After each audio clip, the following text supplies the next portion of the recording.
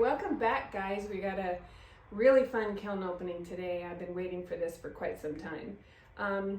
By the way, in case you didn't know, this is Sorsha. She's got her name.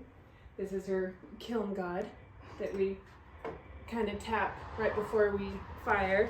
It's sitting at 138 and I just can't wait any longer because I've got a bunch of birdhouses in here that took weeks, actually took probably a month to paint, and I still have 3 different birdhouses to do.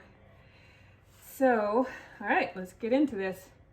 But I'm gonna, oh man, I really didn't want to have to deal with hot pottery on a hot day. So this one is thrown on the wheel, and then I did the variegated underglazes while it was still on the wheel. And then I did the screen print. I'd make my own screen prints with the mousse. So, and then it's Jess's Chung Blue, which I think might be a little too thick, because I noticed that I got crawling on one. Whew. And I did glaze the bottom and put them on stilts, but as you can see, I've got some crawling on that. Really didn't want to have to put my gloves on. It makes my hands sweat. But they're just a little too hot.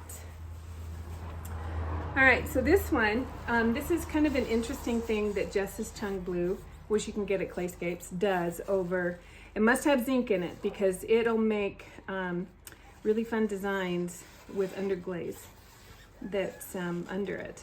So, but I'm gonna have to thin that glaze down. As you can see, it crawled. And the thing is, I knew that I was probably going to have a problem, and this is the lazy potter's way. It'll be fine. We'll just give it some heat and hopefully it'll work out. But if your glaze starts to crack on you when it's drying, you know your glaze is too thick. What I should have done is taken a knife or something sharp, scraped out the glaze, put it back in the bucket, thinned my glaze down, and then reglazed it. But, you know, it's midnight. I'm in a hurry, so now I've got this to deal with when, you know, my future self would have been really happy if my past self would have taken the time. So, but still, really pretty mug. Here's an interesting experiment that I tried with stamps. So I had the variegated underglaze. The Jess's actually looks really good on this one. And then I took a foam roller with the underglaze, trying to do like a printing, and with stamps, and just put them on it. So it kind of turned out an experiment. So I need to play with this a little bit more. And with the variegation, or doing the underglazes on the wheel, I can tell that I need to do more coats. It's a little, the purple especially, just burns out. So purple's one of those that, purple, pink, they like to burn out. Here's another mousse. Oh, this one looks good. And the Jess's is great. I must have left the glaze in that mug a little longer before I dipped it. That's like perfect. Cool. And of course, Halloween is coming up. So this is Alon's underglaze transfers. So the purple went blue instead of purple. So I want to try this again. Oh boy. Guess what I did? This is what happens when you glaze after midnight. The inside of this never got glazed. Joy. I was going to do black on this. We'll see if I can save it. And fire it again. Sometimes it doesn't save you any time to stay up late and do stuff when you're already tired. I'm not sure what glaze this is. This is Mickey's from Nightcraft Co. That's hers. Oh, you know what? I think it's the Spectrum Kimchi. This is one of hers too. She's gonna do some multimedia resin type stuff with this. This is also hers. She'll get to try to get that lid off. I make all my students do that. If the lid's stuck on there, they get to try and do it. Okay, this is gorgeous. This is the Claycapes Coastal Blue. I love this glaze. So it's got all this color in it, and she actually highlighted the colors that's in this by doing the Potter's Choice celadons with the lavender and sky on her crystals. Okay, so let's start with this guy. This is actually one that I did upside down, or I'll show you in a minute the closed form. But these are done with Colors for Earth. They're pigments. They're painted with them, and then I apply a clear glaze over them. So, but this one works with this one. So I will take some copper wire with the holes and connect them. It's kind of hard to see the whole thing with these big, huge honking gloves on, but super pretty. And I've got, there we go. I had a stilt in there. You can, I actually had someone comment that never thought about stilting things and firing above, but you can do that. You have a little space there, you put a stilt down, and as long as it's not a plate, you can definitely do that. Plates will warp. If they're small plates, you probably could get away with, but big ones would definitely warp.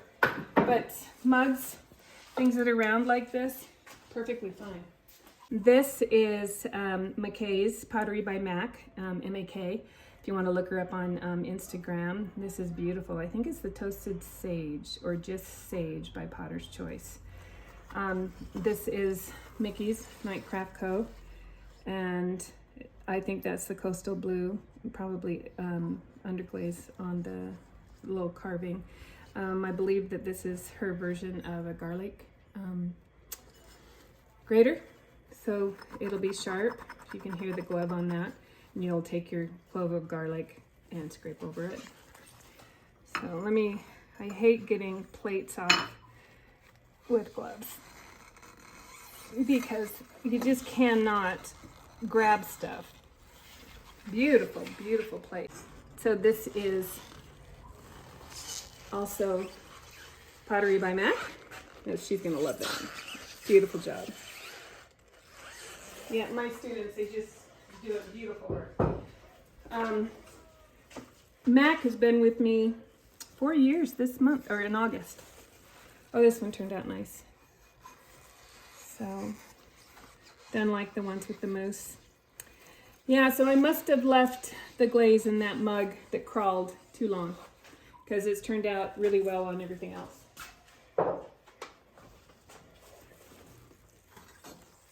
And then we've got a honey pot. Actually, it looks like molasses, dark honey. And then, oh, comes right up. Nice. I like it. This is Coyote root beer. And then I did Claycape's cream. That's a beautiful combo. Oh, wow, look at that. That almost looks like petals of a flower. Very pretty. Again, I love that Coyote's root beer because where it's thin, goes a burnt umber. Where it's glossy, it goes this amber, yummy, glossy, amber, rich root beer color. All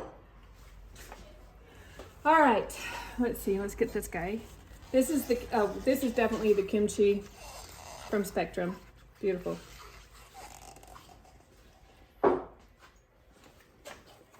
Okay. This one actually, I did pink on here and it fired out a lot. It's a light lavender, still pretty. Butterfly looks good. All right, Kelly.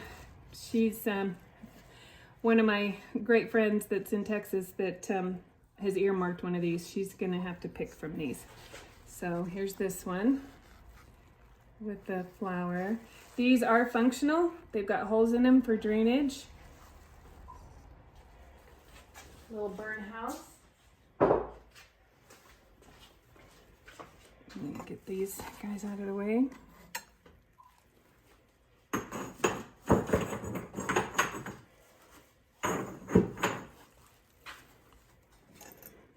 Oop, I got some running. Whew.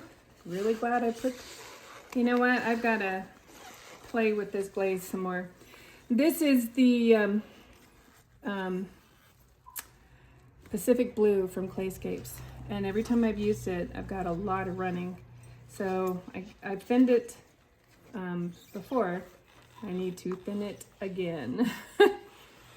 So I should be able to save this. I'll have to grind it. This one's earmarked to go to Alaska, actually, to fish camp neighbors in Bristol Bay. And one of these bear mugs also. Let me set this one down. It turned out more like I wanted. So I've got the purple again burned out, and that's on the Colors for Earth. So I'm gonna have to stick with, I think, the purple underglaze for that. But here's a bear, because with fish you get bears. This is again the root beer. Look how beautiful and glossy that is on the inside. And then that's the Claycapes cream on the outside. I think Kurt, our fish camp neighbor, is gonna love one of these. I'm gonna try and get this guy out. This is Mickey's Nightcraft Co. She's doing some sculpture work with some carving, and this is the cream too from Claycapes. We were worried that it was gonna run, but it didn't. I'm gonna let her worry about getting that lid off. But beautiful piece.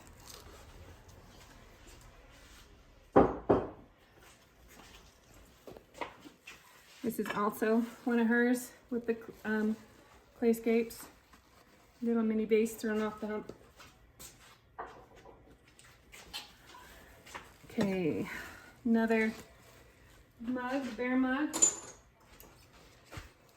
That's headed to Alaska. Just love that. Look at that. I dip the root beer. I don't ever worry about dips that if it's not a clean dip. Got a tree on the handle, because you just get so many different variations with this glaze. Just absolutely love it. All right, let's go for this one. Oh, that's sweet. I love the muted colors. So another little birdhouse. Again, I used Colors for Earth. It's the first time I've really used them. I was hoping to get more of a watercolor effect, which I did, but the colors really aren't as bright as I wanted. This one I did mix and want it muted, so this one I'm happy with.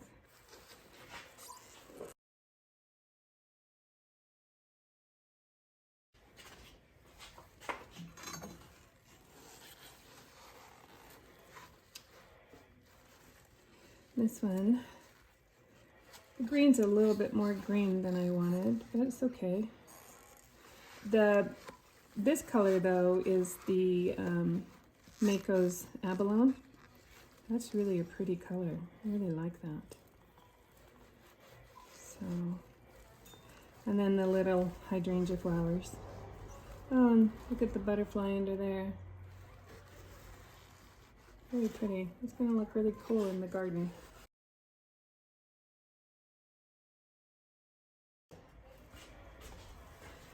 Okay, and then the big one. Oh, that's sweet. So the green, I don't know. I'm going to play with the green. It's a little dark for what I wanted. And I did lighten it up. But the texture looks good. Purple on this one didn't burn out. And this again is the Abalone from Mayco. Really, really like that. It's glossier. Usually the Abalone is kind of a semi-matte, but I put clear over all of this because I was doing the Colors for Earth and they needed clear, and I wasn't going to take the time to just do these clear and keep this a glaze, so I just glazed the whole thing. So the clear can sometimes dilute color. It definitely made this shiny, which I like. I like the Abalone as a semi glaze anyway, but I like it shiny too. It almost made it more pink, made the pink come out. Really pretty. Really pretty. And I do believe that just might be it for this one because I'm going to let it cool down. And also, actually, let me show you since I've got that drip. I love these advancer shelves. Where is my grinding stone? Well, I have a grinding stone somewhere, but just to show you, no kiln wash, nothing. I can scrape it right off. And I didn't lose my piece. We'll give you a peek of my students since it's down here.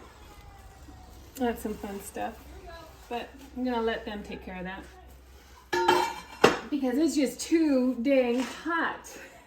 All right, thanks for watching. And then I guess we will, I know that a lot of people have requested that I do some demonstration on how I make the birdhouses, how I do the green man, and so forth. I'm getting to that, but I've got classes in the morning and it's just too hot in the afternoon when I'm alone. So we'll figure it out this fall sometime. In the meantime, stay cool if you can. All right, thanks for watching. Bye.